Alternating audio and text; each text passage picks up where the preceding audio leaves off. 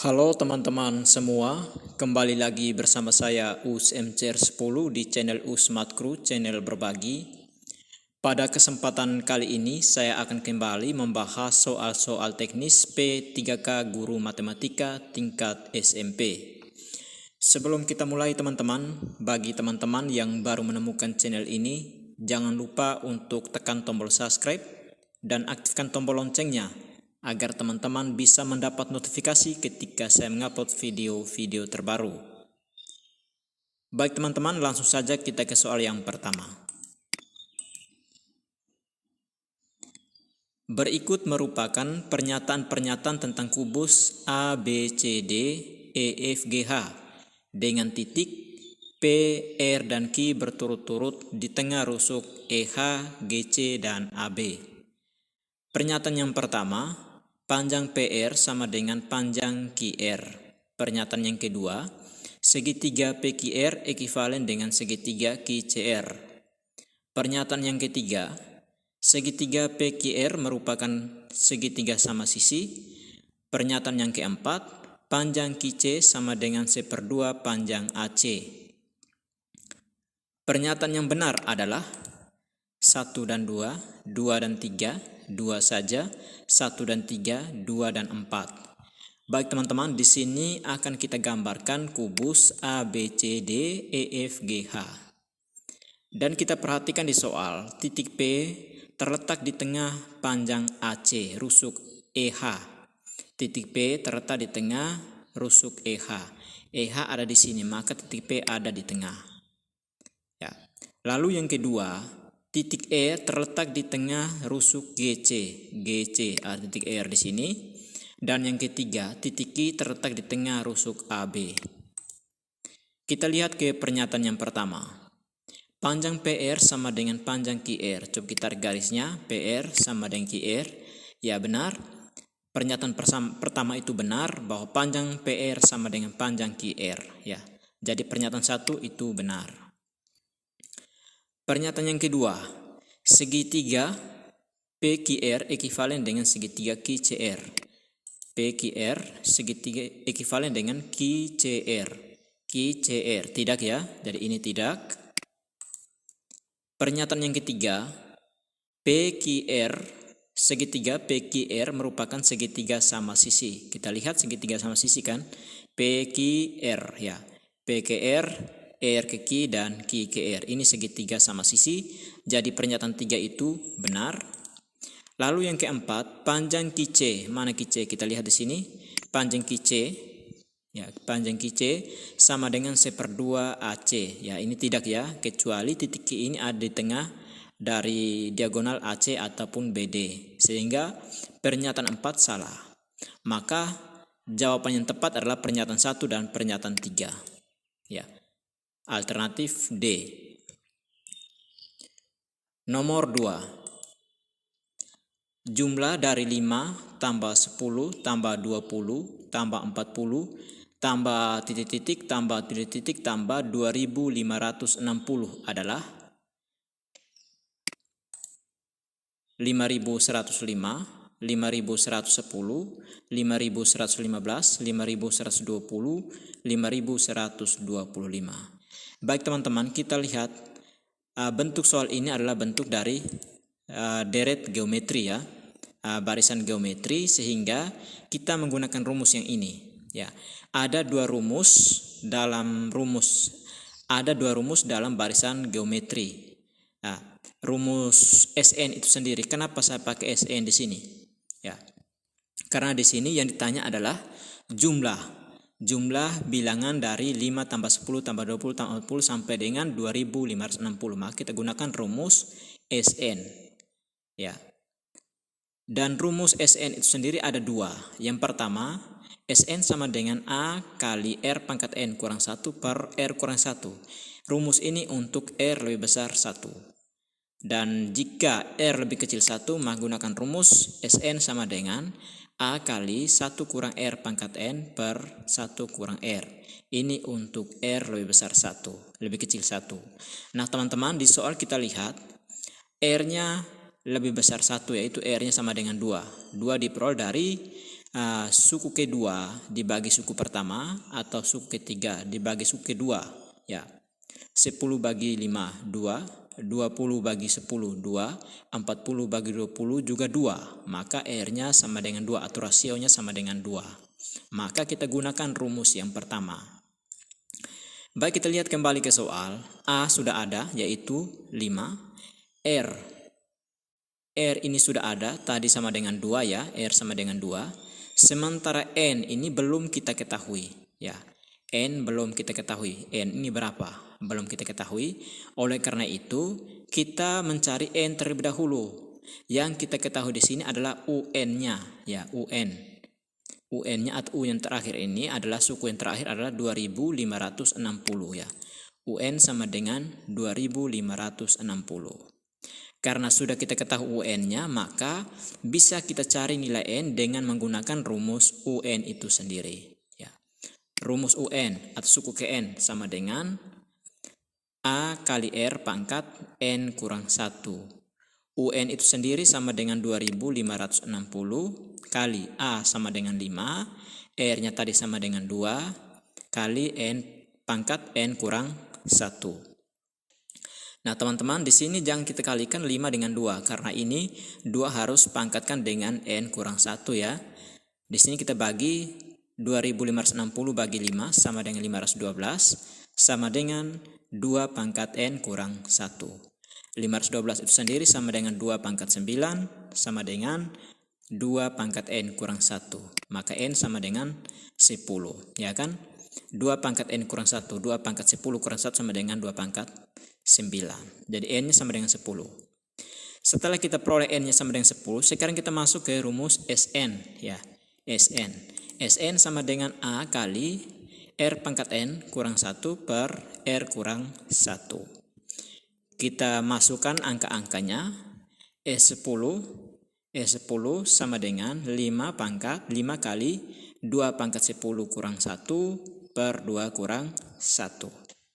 Kita hitung S10 sama dengan 5 kali 1024 itu diperoleh dari 2 pangkat 10, lalu kurang 1 per 1 diperoleh dari 2 kurang 1. Jadi S10 sama dengan 5 kali 1023. 1023 ini diperoleh dari 1024 kurang 1. Jadi hasilnya 5 kali 1023 sama dengan 5115. Ya. Jadi jumlah 5 tambah 10 tambah 20 tambah 40 dan seterusnya sampai 2560 sama dengan 5115. Jadi jawaban ada pada alternatif C. Nomor 3. Setiap bulan Dewi menabung uang di bank. Uang yang ia tabung selalu bertambah setiap bulannya dan pertambahannya selalu sama. Bulan pertama Dewi menabung sebesar 75.000.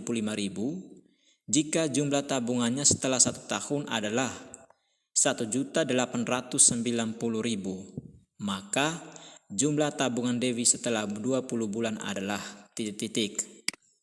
Di sini ada alternatif yang pertama 4.530.000, 4.350.000, 4.050.000, 3.950.000, 3.850.000. Nah, teman-teman, kita perhatikan di sini dari kalimat ini, uang yang dia tabung selalu bertambah setiap bulannya dengan pertambahannya yang selalu sama.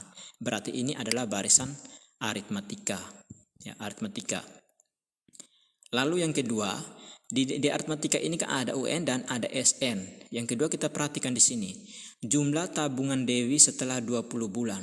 Jumlah tabungan Dewi setelah 20 bulan, artinya jumlah semua setelah bulan ke-20. Maka di sini ditanya bukan UN tetapi SN, ya, SN ya, SN. Rumus SN sama dengan N per 2 kali 2A tambah N kurang 1 kali B. Baik teman-teman, kita perhatikan di sini SN. N sudah kita ketahui yaitu 20, ya. 2A, A sudah kita ketahui yaitu 75.000. Sementara B itu belum kita ketahui, ya, B belum kita ketahui. Namun yang kita ketahui di sini adalah SN-nya dari 12, ya, SN dari 12. banyaknya uang pada bulan ke-12 ya, 1 tahun ya. Maka kita cari B dengan menggunakan S12 ya. Jadi S12 sama dengan 12 per 2 kali 2 kali 75 tambah 12 kurang 1 kali B. Nah teman-teman, tinggal kita hitung S12 tadi sama dengan 1.890.000, lalu 12 bagi 2 sama dengan 6, kali 2 kali 75.000 sama dengan 150.000, ditambah dengan 11B ya, 11B. 12 kurang 1 kali B, jadi 11B. Yang berikut kita kali masuk 1.890.000 sama dengan 6 kali 150 sama dengan 900.000, ditambah dengan 6 kali 11B sama dengan 66B. Maka B 66B sama dengan 990.000. Maka B sama dengan 990.000 bagi 66 sama dengan 15.000. Baik teman-teman, sudah kita peroleh nilai B atau bedanya. Beda 15.000. Nah, yang berikut kita kembali ke rumus SN untuk mencari jumlah tabungan Dewi pada bulan ke-20. Itu sudah berapa jumlahnya semua ya. Jadi S20 sama dengan 20 per 2 kali 2 kali A 75.000 tambah N kurang 1 20 kurang 1 kali B yaitu 15.000. Tinggal dihitung S20 sama dengan 10 kali 150.000 tambah 19 diperoleh dari 20 kurang 1 lalu kali 15.000. Ya, kita kalikan dahulu. S20 sama dengan 10 kali 150.000 tambah 285.000. Ya. Tinggal dikalikan semuanya, kita peroleh 10 kali 150.000 sama dengan 1.500.000, lalu 10 kali 265.000 sama dengan 2.850.000. Kita jumlahkan S20 sama dengan 4.350.000. Ya, jadi jumlah tabungan Dewi pada bulan ke-20 itu adalah 4.350.000. Ya, seperti itu. Jadi jawabannya pada alternatif B. Nomor 4. Dinas Kesehatan di Solo merekrut beberapa pegawai untuk dipekerjakan di sebuah puskesmas. Gaji pegawai sesuai dengan UMR ditambah dengan hasil kali antara jumlah pasien dan indeks kepuasan pasien puskesmas. Maaf ya teman-teman, ini hujan. Indeks kepuasan pasien senilai dengan 250 lebihnya dari jumlah pasien per bulan. Jika gaji pegawai dinyatakan dengan Y, jumlah pasien 1 bulan dinyatakan dengan X, indeks kepuasan pasien dinyatakan dengan Z, dan UMR sama dengan 1.450.000. Maka persamaan gaji pegawai tiap bulan dinyatakan dalam rupiah adalah: yang pertama, Y sama dengan X kuadrat kurang 250X kurang 1.450.000. B, Y sama dengan X kuadrat tambah 500.000, 500X kurang 1.450.000. C, Y sama dengan X kuadrat tambah 250X tambah 1.450.000. D, Y sama dengan X kuadrat kurang 250X tambah 1.450.000. Y, X kuadrat tambah 250X kurang 1.450.000. Nah teman-teman, kita ketahui dalam soal ini jumlah pasien sama dengan X, gaji karyawan sama dengan Y, indeks kepuasan pasien atau IKP sama dengan Z, dan UMR sama dengan 1.450.000. Ya. Sementara yang ditanya di sini adalah gaji pegawai, ya, gaji. Nah, gaji tadi peroleh dari mana? Gaji tadi sesuai UMR ditambah, berarti UMR tambah hasil kali antara jumlah pasien dengan indeks kepuasan pasien atau IKP. Ya, UMR tambah jumlah pasien kali IKP, indeks kepuasan pasien. Nah teman-teman, di sini Y sama dengan UMR tambah X kali Z, karena X tadi adalah jumlah pasien, Z itu sendiri adalah IKP. Nah sementara di sini teman-teman, kita belum tahu IKP ini. IKP diperoleh dari 200 lebihnya. 250 lebihnya dari jumlah pasien per bulan. Berarti IKP itu sendiri atau sama dengan Z sama dengan 250 tambah X. Ya.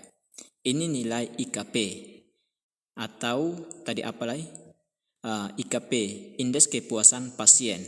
Diperoleh dari 250 tambah jumlah pasien per bulan. Itu rumus untuk mencari IKP. Nah teman-teman, kita kembali ke persamaan Y ini. Y sama dengan UMR. UMR tadi berapa? UMR tadi 1.450.000 ya. Kali X. Lalu kali Z. Z tadi 250.000 tambah X ya. UMR sama dengan 1.450.000 tambah X tadi. X tadi berapa ya? Oh, X belum ya. Kita kali masuk. X kali 250 sama dengan 250X. Lalu X kali X sama dengan X kuadrat. Selesai. Tinggal kita ubah bentuknya menjadi bentuk persamaan kuadrat. Bentuk umum persamaan kuadrat. Jadi X kuadrat tambah 250X tambah 1.450.000. Jadi jawabannya pada alternatif C. Lanjut ke soal nomor 5. Daftar nilai ujian 50 siswa diberikan dalam tabel berikut. Di sini ada tabel nilai dan juga ada tabel frekuensi. Dalam tabel termuat nilai dan frekuensi. Siswa dinyatakan lulus jika nilai ujiannya lebih atau sama dengan 5/4 dari nilai rata-ratanya. Banyak siswa yang lulus ujian berdasarkan data tersebut adalah, baik teman-teman, di sini ya ini alternatifnya 37, 26, 25, 13 dan 5. Di sini siswa dinyatakan lulus jika nilai ujiannya lebih atau sama dengan 5/4 dari nilai rata-rata. Oleh karena itu, kita perlu mencari nilai rata-rata terlebih dahulu lalu dikalikan dengan 5/4. Oke. Di sini saya buat tabel baru di sini. Ya, ada tabel nilai X atau nilai frekuensi itu F, lalu Fx diperoleh dari nilai kali frekuensi. Ya, ini tabel untuk bantu ya. Nah, kita lihat nilai 3. Nilai 3 ada 3 orang. Maka jumlah nilainya sama dengan 9. 3 kali 3 sama dengan 9. Nilai 4 ada 5 orang. Jumlah nilainya sama dengan 20. 4 kali 5 sama dengan 20. Yang mendapat nilai 5 itu ada 5 orang. Ya, jadi kita kalikan sama dengan 25. Jumlah nilainya 25. Sementara yang dapat nilai 6 ada 11 orang. 11 kali 6 sama dengan 66.